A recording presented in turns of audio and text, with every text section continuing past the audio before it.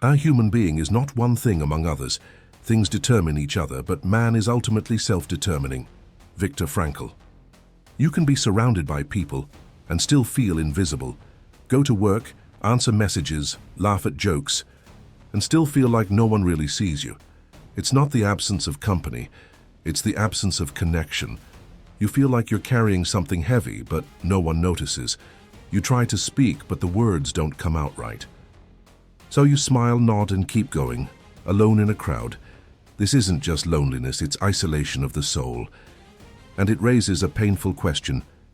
Why do I feel so alone, even when I'm not alone? Viktor Frankl believed that loneliness comes when we stop living for something beyond ourselves, when our suffering has no witness and our love has no outlet. Marcus Aurelius believed that aloneness is part of the human condition, and that peace comes not from others, but from mastering the self. Two views. One says reach outward, the other return inward. But both agree on one thing: solitude becomes suffering when it loses direction. So the real question isn't why you're alone, but what you'll do with your aloneness. You can be in a full room and still feel like a ghost. You answer questions, laugh at the right time, play your role, but inside you feel miles away. You're not physically isolated, you're emotionally cut off from others, from yourself. It's a kind of loneliness that doesn't show up in silence. It hides inside performance. The smile, the email, the daily routine, and no one suspects you're drowning. This is the new loneliness, not the absence of people, but the absence of being known. We talk more than ever. We scroll endlessly. We're connected, but something's missing. The warmth of presence, the feeling that your inner world is seen and held by someone else. You could disappear for a week and no one would notice. And even if they did, would they understand? Viktor Frankl understood this kind of emptiness. He believed loneliness wasn't just about others being absent, it was about you being disconnected from meaning. When life becomes only survival or surface, something inside you shrinks. He saw people endure brutal isolation in prison camps yet remain spiritually alive. Why? Because they had someone to live for, something to endure for. He wrote, "Love is the ultimate and the highest goal to which man can aspire." For Frankl, love, not attention, ends loneliness. Marcus Aurelius, while surrounded by advisors, armies, and distractions, also knew profound solitude. But he didn't see it as a curse. He called it a fact of life. "Nowhere can man find a quieter or more untroubled retreat than in his own soul," he wrote. For him, expecting others to complete you was dangerous. Loneliness came not from being without people, but from not being grounded in yourself. Peace, he believed, came from internal order, not external validation. The Stoic doesn't eliminate solitude, he makes peace with it. Their difference is striking. Frankl says, connect, serve, love, transcend. Marcus says, detach, reflect, discipline, endure. One reaches outward to dissolve isolation through meaning and relationship, the other folds inward, taming loneliness through self-sufficiency. But both begin from the same honest place. You feel alone, and pretending you don't only deepens the wound. So the question isn't just why you feel alone, it's what that feeling is pointing to. Do you need to love more deeply, or belong more truly to yourself? Either way, the pain of loneliness is not your enemy, it's a signal. And both Frankl and Marcus would agree, don't ignore it. Listen closely. There's a kind of loneliness that no conversation can fix. You can explain your feelings, share your thoughts, even be comforted, but still feel deeply alone. It's not social, it's existential. You start to feel like no one could ever fully understand the weight you carry, the things you regret, or the questions you're afraid to ask out loud. You can be surrounded by love and still ache for something deeper, a sense that you are known not just by others, but by existence itself. Frankl believed that this form of loneliness arises when a person is no longer in contact with their why. He called it the existential vacuum, a space within where meaning should live but doesn't. In that emptiness, the soul begins to echo. The disconnection is not just from others, it's from purpose. You lose not only relationships, but also the sense that your suffering serves anything. And when pain feels pointless, isolation becomes unbearable. Frankl's answer: responsibility. Your life is asking you something. Answering that question, even through struggle, reconnects you to meaning, and in that meaning you are never fully alone. Marcus Aurelius didn't deny the ache of solitude, but he challenged its power. He believed we feel alone because we misunderstand ourselves. We expect others to validate our identity, our purpose, our emotions. But for Marcus, the only necessary witness is your own conscience. The best revenge is to be unlike him who performed the injury, he wrote. In other words, live well regardless. You are never truly alone if your actions align with your values. For the Stoic, solitude is not a deficit, it's a proving ground. The difference between them becomes clearer here. Frankl looks for connection, with others, with love, with meaning beyond the self. His loneliness is healed through direction and devotion. Marcus, however, embraces solitude as the default and offers peace through self-command. One says, loneliness disappears when you give yourself to something greater. The other says, loneliness loses power when you no longer fear it. Yet both reject the modern idea that loneliness should be numbed. Today we chase distraction, constant noise, likes, messages, anything to avoid being alone with ourselves.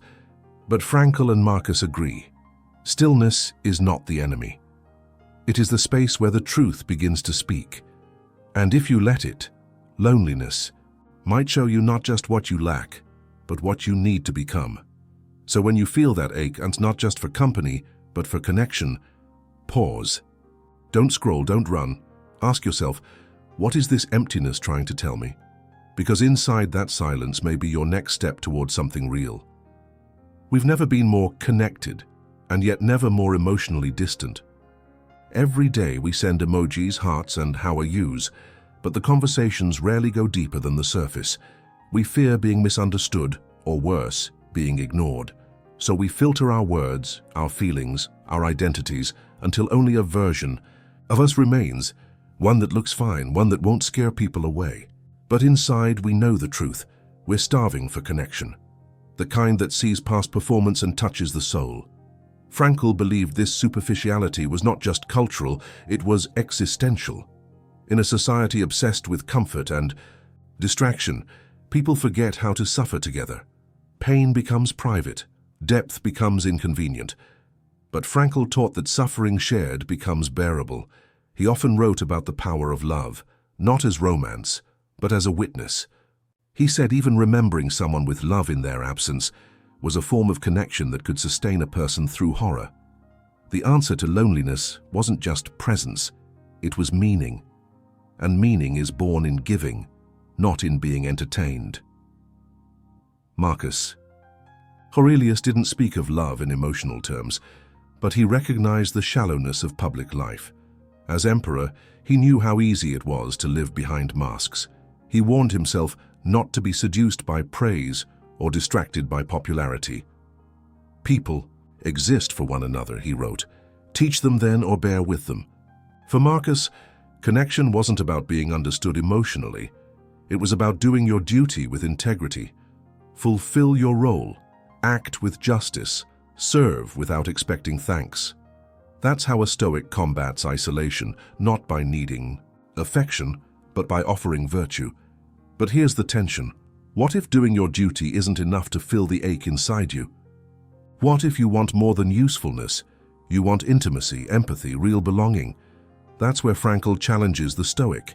He insists that the heart must be engaged, that we're not only rational beings, but relational ones. And if we're always performing, always proving, we'll never be truly seen, and thus never truly connected. And yet Marcus offers something essential, a boundary. He reminds us that seeking connection through emotional dependence will only deepen suffering. People will misunderstand you, forget you, fail you. So anchor yourself inward. Offer your best without begging to be loved. That's Stoic love, calm, detached, steadfast. You're not less human for needing others, but you're more free when you stop depending on them to feel whole. So maybe the question isn't whether connection matters, It's how you pursue it. Do you seek it through masks or through meaning? Do you chase noise, or do you cultivate depth? Frankl and Marcus would agree, if your loneliness is rooted in distraction, it won't be cured by more of it. The way back begins in honesty and in courage. There's a crucial difference between being alone and being lonely. Solitude can be peaceful, creative, even empowering. Isolation, on the other hand, is suffocating. It's the feeling of being forgotten, unneeded, unseen. But the line between the two is thin. One moment you're enjoying quiet, the next you're swallowed by it. The difference often comes down to purpose. Solitude chosen is strength. Isolation imposed becomes a wound. The key is whether that silence feeds you or starves you. Viktor Frankl often faced extreme solitude, not just in the camps but in the internal exile of those he treated. He taught that solitude becomes meaningful when it's connected to responsibility. If you're alone for a reason, to write, to heal, to serve, to reflect, then you're not lost, you're preparing. He often reframed isolation as a calling. Life is giving you a space to grow into something. But if solitude has no direction, it quickly decays into despair. For Frankl, the antidote was not noise, but purpose. Loneliness without meaning is poison. But with meaning, even solitude becomes sacred. Marcus Aurelius embraced solitude as necessary, even noble. His meditations are filled with quiet self-confrontation. He saw withdrawal not as weakness, but as maintenance. The mind, he believed, needs stillness to remain clean. The soul becomes dyed with the color of its thoughts, he wrote. Solitude was his sanctuary, the place where he recalibrated his values, confronted his fears, and strengthened his reason. To Marcus, being alone wasn't suffering. It was training. A moment to remember who you are without the noise of the crowd. But solitude isn't always gentle. Sometimes it mirrors everything we're afraid to face, the fear of failure, of unworthiness, of being forgotten. Frankl would say, let that fear speak. Ask it what it wants you to become. Marcus would say, don't argue with the fear, just return to what's real. One invites you to listen, the other teaches you to dismiss. But both require you to stay, not escape. That's the turning point, when you stop running from solitude and start using it. Frankl would have you turn it into creation, love, service. Marcus would have you use it for discipline, clarity, simplicity. Neither promise that the ache of aloneness will vanish, but they both insist it can be transformed. Not by changing the circumstance, but by changing how you inhabit it.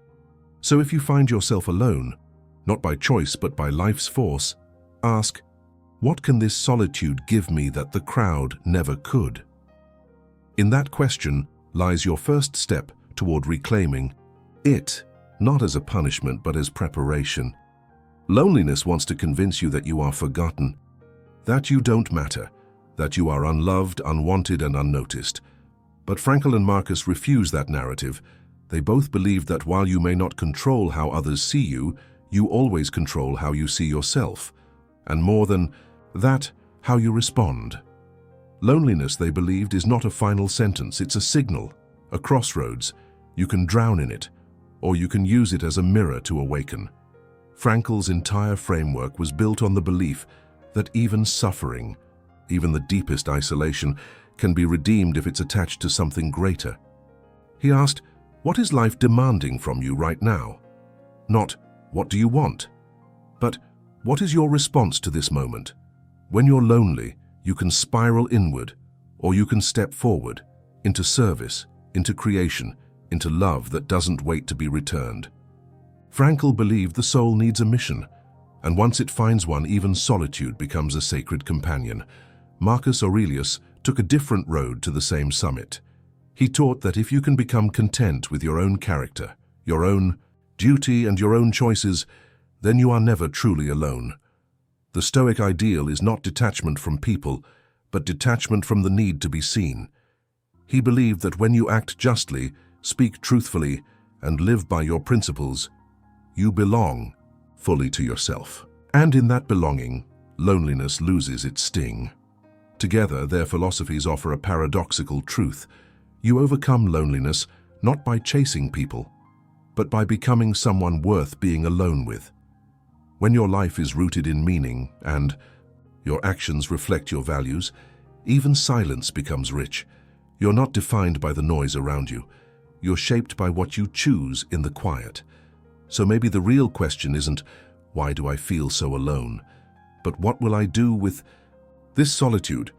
Will you run from it, numb it, resent it, or will you sit with it, listen to it, and let it carve you into someone stronger? Frankl would say, give it direction. Marcus would say, give it structure. Both would say, don't waste it. Because the deepest connection doesn't begin with another person. It begins with you, standing in your own stillness, hearing your own voice and finally realizing, maybe solitude isn't your enemy. Maybe it's your beginning. You can feel alone even when you're not alone. But Viktor Frankl and Marcus Aurelius remind us, that feeling doesn't mean you're broken. It means you're human. Frankl tells you to reach for purpose, for connection beyond yourself. Marcus teaches you to return inward, to find peace in who you are, not in who surrounds you. One says, give your solitude a mission, the other, give it meaning through virtue. So if you feel unseen, unheard, or disconnected, don't run. Use it. Let your loneliness become the soil where something real begins. If this message gave you clarity or comfort, subscribe to Purpose Through Pain. Here, we transform suffering through ancient wisdom and build a deeper inner life. Comment below. Do you face your solitude like Frankl with purpose, or like Marcus with inner stillness? Share this with someone who's quietly hurting. Your message may be what they need to hear today.